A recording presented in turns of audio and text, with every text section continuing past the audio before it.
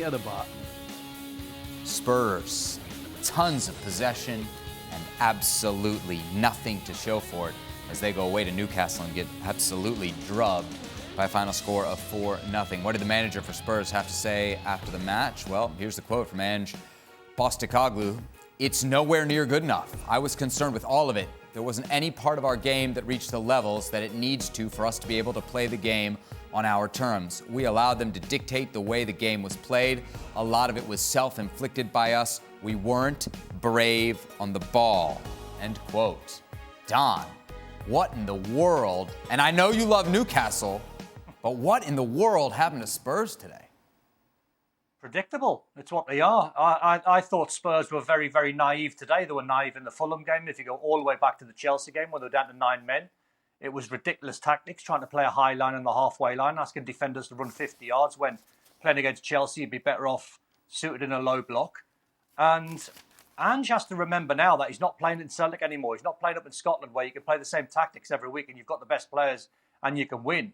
You play the same tactics every single week and the analysis team of the team that you're playing against will find a way of hurting you. And that's what Newcastle done today. Eddie Howe's analysis team worked on Udogie being central, Pedro Porro being central. That's their two fullbacks playing inverted. So all the space when Tottenham play a high line was over the top.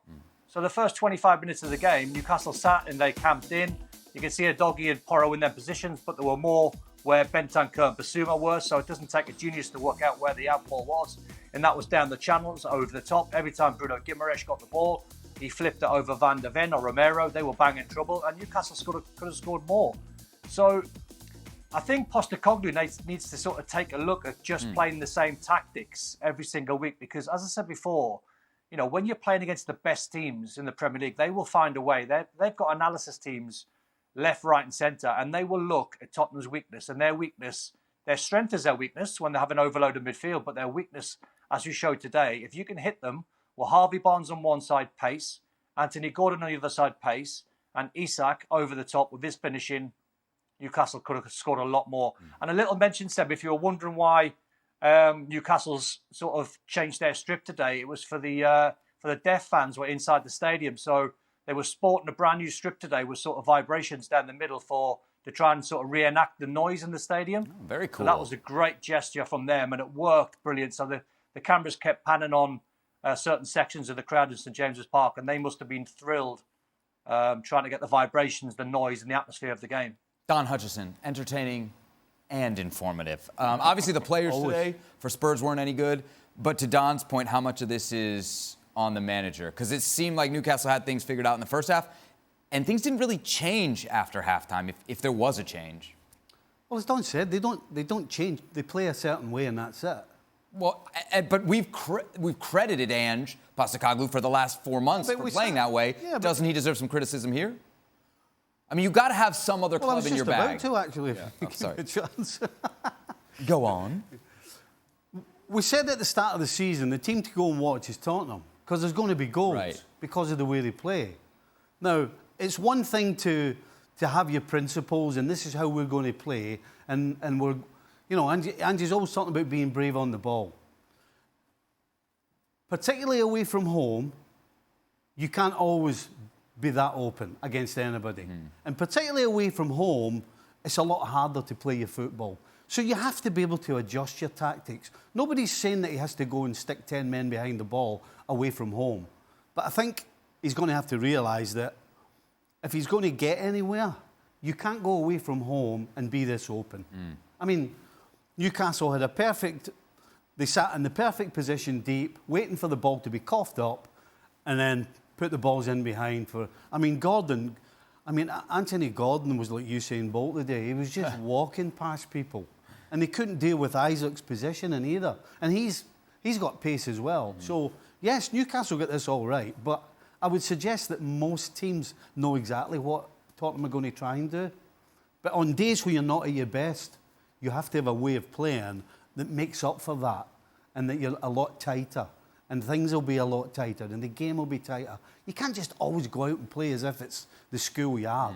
Because if you do that, guess what happens? You go to places like Newcastle and you get battered. It was such a bad result, not only the loss, but the 4 goals conceded. It dropped them out of the top 4 and into 5th place in the Premier League as we take a look at the odds for who will finish in that last of the top 4 spots. Will it be Villa? Will it be Spurs? Boy, Don, I mean, after today's performance, I wouldn't put anybody's money on Spurs, would you? No, because when you see their fixtures, Seb, they have got 3 really hard fixtures in a row. So Villa have got to go to Arsenal tomorrow. It might change their mindset in terms of trying to get a win. They might see it as a free hit. Unai Emery might think a point there is a fantastic result.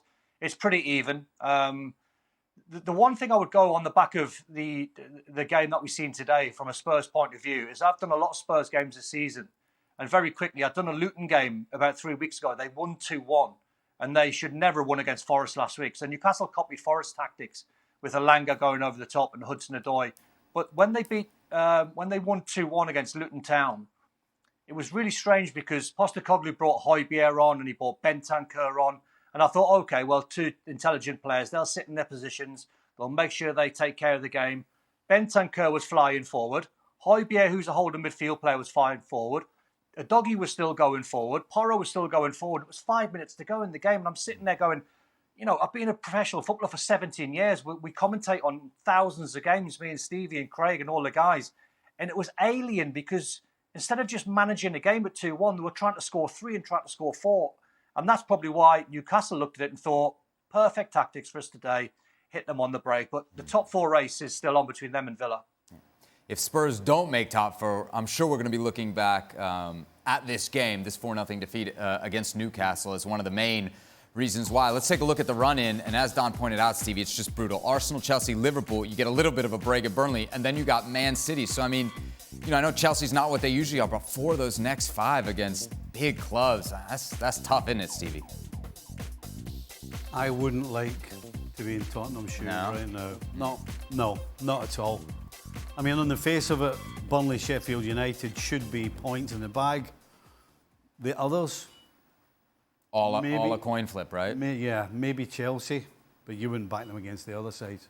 Because the other sides will score 3, 4 and 5 against you. If you try and go forward the way they do and the way they leave themselves open at the back, listen, even Burnley and Sheffield United could hurt them if they play the way they did at Newcastle.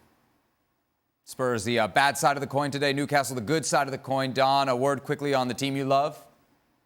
Amazing. That's the Newcastle that we've been watching for the last couple of years. Not so much this season, but they've got a million injuries. You can see the back line is not their preferred back line.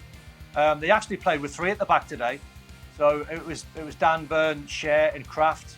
They had wing backs. Anderson was on one side and Murphy was on the other side. So a change of tactics.